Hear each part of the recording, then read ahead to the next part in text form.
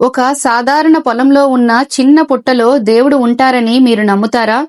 కానీ అదే చోట స్వయంగా అయ్యప్ప స్వామి ఉన్నారని ఒక భక్తురాలి కలలో చెప్పి బయటకు వస్తే ఎవరూ నమ్మని కల. ఒక పవిత్ర దేవాలయంగా ఎలా మారిందో తెలియాలి అంటే ఈ వీడియో మొత్తం చూడండి. సరిగ్గా 15 ఏళ్ల క్రితం సాసుబిల్లి చిన్నమ్మడు అనే భక్తురాలి కలలో సాక్షాత్తు మణికంఠుడు కనిపించి, నేను మీ పొలంలో పుట్టలో వెలిసాను, నా ఆలయం నిర్మించమని చెప్పారట. అది జరిగిన మరుసటి రోజు ఆమె గ్రామస్తులకు విషయాన్ని వివరించింది. కానీ అందరూ అది ఒక కల మాత్రమే అనుకున్నారు. కానీ అసలు మలుపు అక్కడే మొదలైంది.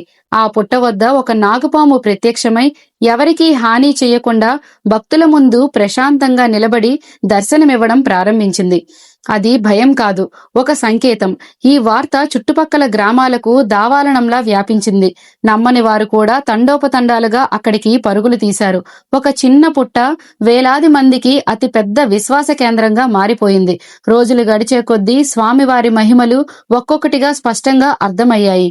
ఒక సాధారణ స్థలం ఈ రోజు ఎన్నడూ ఊహించలేని ఒక దైవ యాత్రా క్షేత్రంగా మారింది అంటే ఇది ఆ స్వామి అనుగ్రహమే అని చెప్పుకోవచ్చు.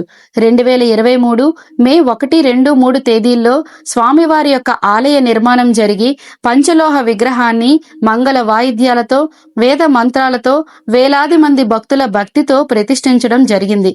ఇక్కడ ప్రతి బుధవారం జరిగే అన్నదాన కార్యక్రమం దైవ మహిమను నేటికీ నిలబెడుతోంది. అలాగే ఈ సంవత్సరం మే 1, 2, 3 తేదీల్లో స్వామివారి యొక్క వార్షికోత్సవం అంగరంగ వైభవంగా చేశారు.